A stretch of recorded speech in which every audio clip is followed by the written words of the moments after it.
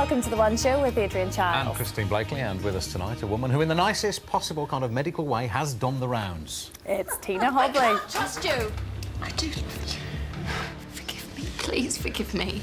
I'm sorry!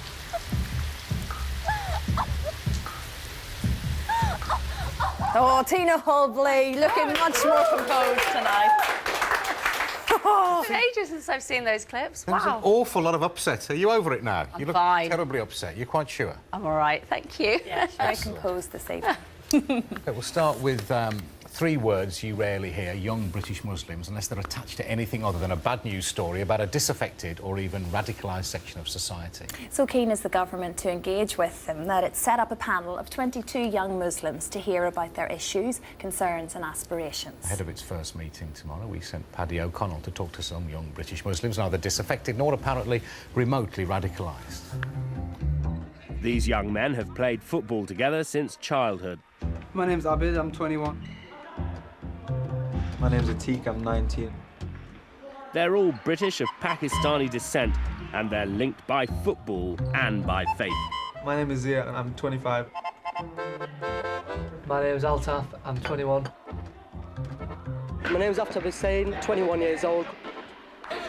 Now, the guys in white are like any other five-a-side team in Britain.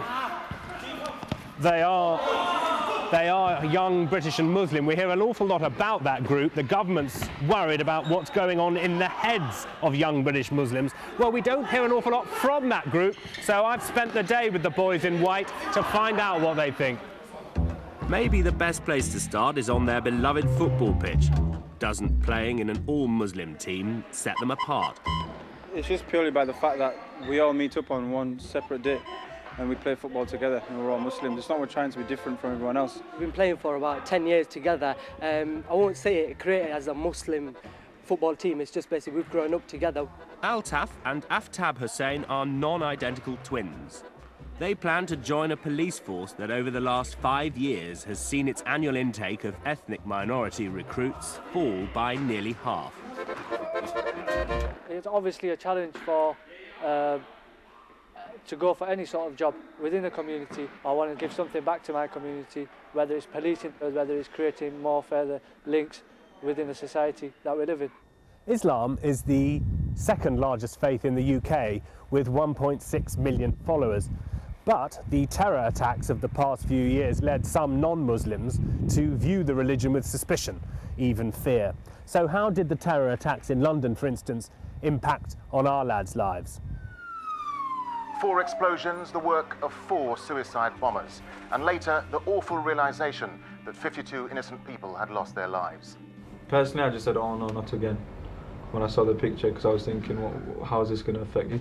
We went through a phase of almost fear as to what the repercussions would be. After the 7/7 bombings, I think a lot of people, the bridges had been broken, and I think a lot of people held these myths and heard stories in the media and held misconceptions or labelled Muslims as being terrorists. Since the 7/7 terror attacks, the government's begun the process of trying to engage with young Muslims in a bid to lead them away from radicalisation. It's about challenging extremism, it's about building the confidence, particularly of young teenage men who can be vulnerable to the extremist ideology, to build their confidence to say, I want no part of that. But this group of young Muslims feel they are typical of most in Britain, untouched by the spectre of religious extremism. Nobody that we know personally, nobody that we hang around with, nobody that comes to the university, for example, or to the mosque has these kind of issues. People think that young Muslims are just like mindless sheep and they follow anyone who stands up on a podium and says, do this, do that. These friends are all devout Muslims, so when they can, they head to the local mosque. The religion requires them to perform the 5 pillars of Islam, which include giving to charity, as well as the ritual of daily prayer. How easy is it to balance all your day? I'd like to put that question to you. How long did it take you to pray then?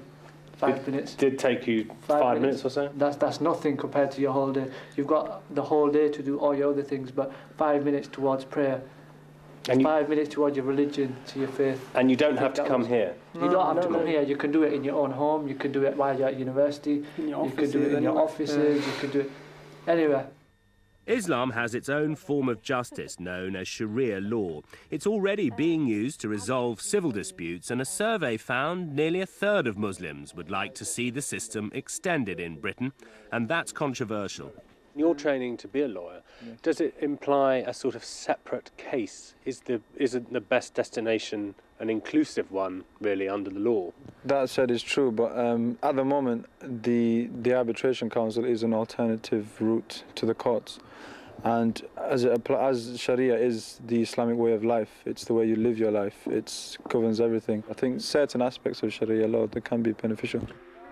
Having spent just one day with these young Muslims, I found, yes, Islam dictates all aspects of their lives. But they were brought up here, they feel intensely British. So for them, there isn't a conflict between their faith and their country. We can't live in our own cocoon kind of thing. So yes, we are optimistic for the future, we'll live our own life. But we need to spread the true message of Islam, which is peace. We're an example of what a young British Muslim is, where we practice our faith and we follow our faith, but we are still an active members of the society. Well, that's a very encouraging story of multiculturalism there that we saw. But there is kind of another side. The government did some research on how tolerant we are of each other's faiths, didn't it? Yes, basically they asked, is it now race or religion which divides us? And this official survey suggested that we're actually dividing along religious grounds. 10 years or so ago, it was racism that was the problem.